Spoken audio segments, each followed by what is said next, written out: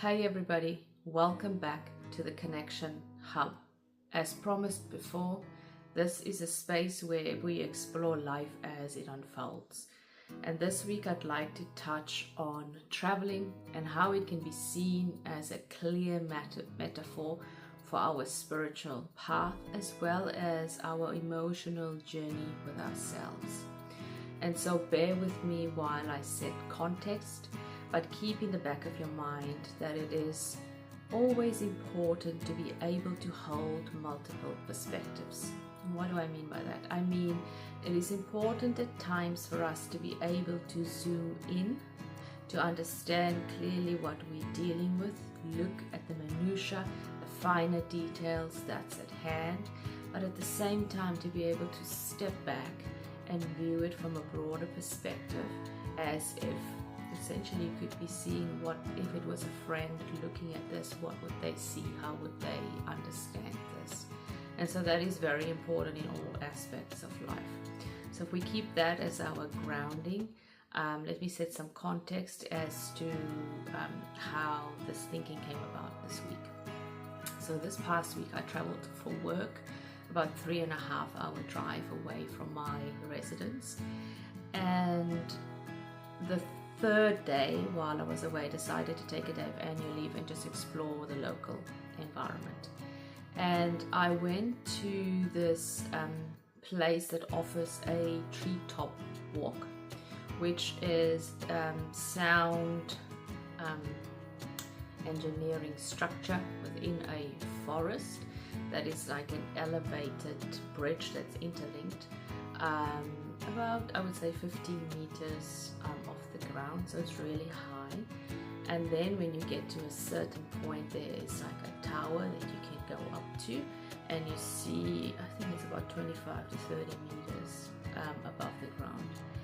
And as you initially step onto this platform, it feels a little bit uncomfortable, and you feel a little bit unsettled because you understand that you're not firmly on the ground.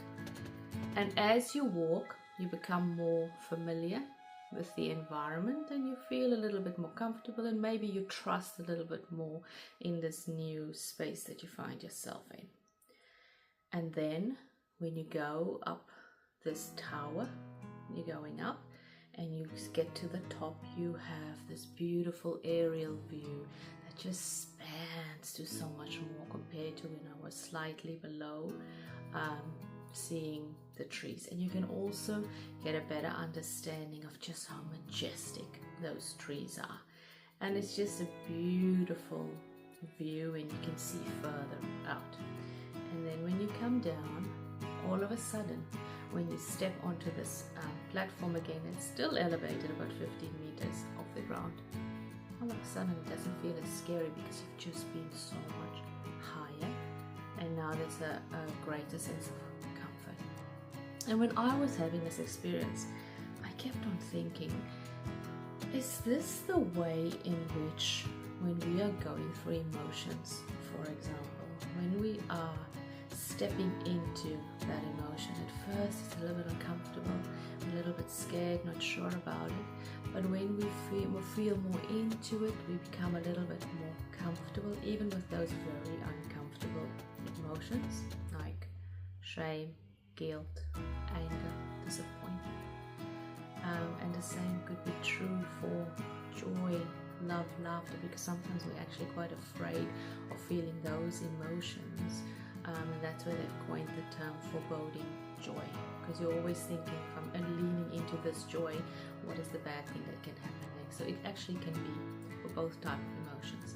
But when we lean into our emotions, if we take those steps, perhaps they can become a little bit more comfortable. And then if we are able to get to a point where we scale and we go up a little further, and we're able to look at that emotion from a broader perspective, and we see it not just in terms of what's happening in this moment right in front of me, but what is the bigger picture at play here, and why am I going through this? Do I then become more familiar and more comfortable, so when I come down into my day-to-day life, it is not as And so that can be understood in terms of emotions, but it can also be understood in terms of our path in life and our spiritual path, because we came from somewhere and we're going somewhere else, and we don't truly understand where, but life and our path here can be seen as a big travel journey, and the people and the places and the things that we meet along the way, they become landmarks and they become memories, and they could be good memories and not so good memories.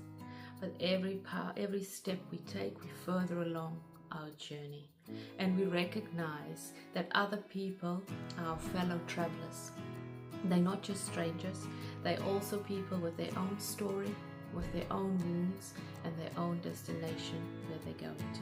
And some people walk on our paths for a much longer period, and some people drop in and out and they teach us along the way. But how do we actually form this thread in life? How do we keep this understanding that as we are journeying through life, as we're stepping into new territory on a day-to-day basis, we can remain grounded but open. We can remain firm and yet flexible. And we can operate in a way that we understand that this journey is sacred and this path is sacred. And we will get to our destination. But what is important is to be in the present moment as we are experiencing it, and as we're recognizing this is the moment now, and I am here now, and I'm going to make the most of it, whether that be in a good or not so good way. And so it feels like I'm saying a whole lot of things again, and I hope that you're able to pull the threads from the context that we said, from the emotions in relation to ourselves that we spoke about, and overall the overarching journey that we're going through in this life, and how that could be related to traveling or seeing through the eyes of a traveler. And so the hope this week is just to give you some new perspective, some new thinking in terms of how we can take our day-to-day life and things that happen, step back, step out of the familiar comfort zone of thinking where life feels small, and recognize that there's a bigger world out there, and we are so much bigger than what we think, while at the same time recognizing our respect and our, what's the word I'm looking for, recognition of our fellow travelers in this world, and that some people are meant to walk the path with us and some are not, and it's not right or wrong, it just is. We can use the discernment about who walks that path with us as we move towards our final destination. I'm hoping this gives you food for thought this week, giving you this message with much love.